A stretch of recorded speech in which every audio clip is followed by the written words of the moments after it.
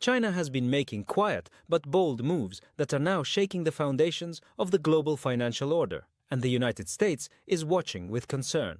What started as small steps has turned into a massive shift in global economics, and even Donald Trump, known for his hard stance on China, couldn't have seen this coming. At the heart of this shift is China's determination to reduce its reliance on the US dollar, diversify its financial assets, and promote its own currency, the renminbi, on the global stage. The numbers paint a clear picture. As of March 2024, over 52.9% of China's cross-border transactions were settled in renminbi, overtaking the US dollar, which now accounts for only 42.8%. That may not sound dramatic at first, but just 14 years ago, in 2010, the renminbi accounted for less than 1% of China's international trade. That's an astonishing leap, and one that signals China is no longer content with playing by the rules of a dollar-dominated world. To support this strategic move, China has been expanding its global payment infrastructure, such as the Cross-Border Interbank Payment System, or CIPS. Think of it as China's alternative to the SWIFT system, which underpins most international dollar-based transactions. CIPS has grown rapidly, with hundreds of banks around the world participating either directly or indirectly. This allows Chinese firms, and even foreign governments, to bypass the dollar entirely in international trade. But that's only the beginning. China has also been actively forging currency swap agreements with countries that are eager to escape dollar volatility. Argentina, for instance, recently secured an extra $5 billion through an expanded currency swap deal with China. That money is now being used to stabilize its foreign exchange reserves without having to rely on the International Monetary Fund or US financial institutions. This is a pattern we're seeing more often, developing nations choosing to lean on China rather than Washington. At the same time, China has been making another calculated move, selling off US Treasury securities. In the first quarter of 2024 alone, China offloaded nearly $50 billion worth of US Treasuries and agency bonds. That's not just a routine financial adjustment, it's a signal. From December 2023 to March 2024, China's holdings fell from $816.3 billion to $767.4 billion. And by the end of the year, that figure had dropped further to $759 billion. This is the lowest level in more than a decade, and reflects a long-term trend of distancing itself from US debt. The reasons for this are strategic as well as economic. By reducing its exposure to US assets, China is making itself less vulnerable to sanctions or financial pressure from Washington.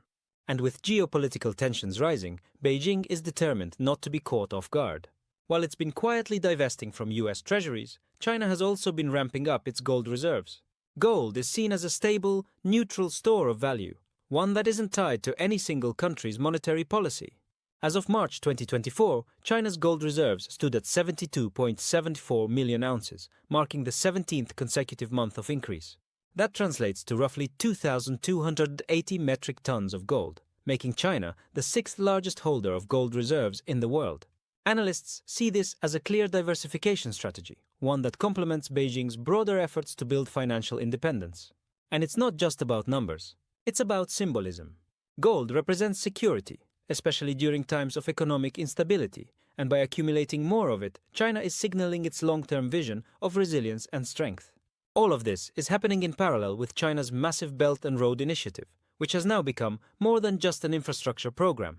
Over the past 11 years, China has helped build and upgrade nearly 100,000 kilometers of roads, over 10,000 kilometers of railways, and almost 100 major ports. These projects don't just connect countries, they connect them to China. And they're often financed in RMB or through Chinese banks.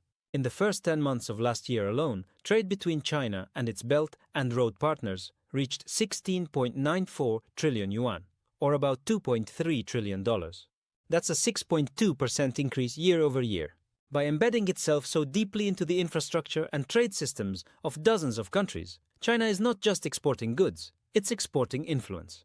And in many cases, the countries involved in these deals are choosing to use the RMB over the dollar. Back in the United States, these moves have not gone unnoticed. Even former Treasury Secretary Janet Yellen warned that Trump-era policies, particularly tariffs and erratic trade decisions, have eroded global trust in the dollar. Investors are more cautious, bond markets are more volatile, and the once unquestioned dominance of US financial assets is now being quietly challenged. The question is no longer whether the dollar will remain supreme, but how long it can maintain that position without significant reform. When China begins to dump US treasuries and nations start choosing the yuan over the dollar in their trade agreements, that's not just economic housekeeping, that's a statement. It's a challenge to the established order. What makes this even more impactful is that it didn't happen overnight, and it wasn't loud. There was no grand announcement from Beijing, no fiery press conference. Just a steady, calculated series of actions, month after month, year after year. The result? A slow but significant reshaping of global finance. And it's not just the US watching with concern. Other nations are also rethinking their dependence on the dollar. The euro, yen, and even digital currencies are now part of an emerging multi-currency ecosystem. China is clearly aiming to position the RMB at the center of this shift. And unlike past attempts by other nations, China has the economic muscle, trade networks, and political will to make it happen. So where does this leave the United States? Still powerful, still dominant, but no longer unchallenged. If these trends continue, and all indications suggest they will, we could be witnessing the beginning of a new financial era, one in which the dollar is no longer the only game in town, one in which economic power is more evenly distributed, and one in which nations like China play by their own rules. It's a bold move, a quiet one. But make no mistake, it's a bombshell, and the ripple effects are already being felt around the world.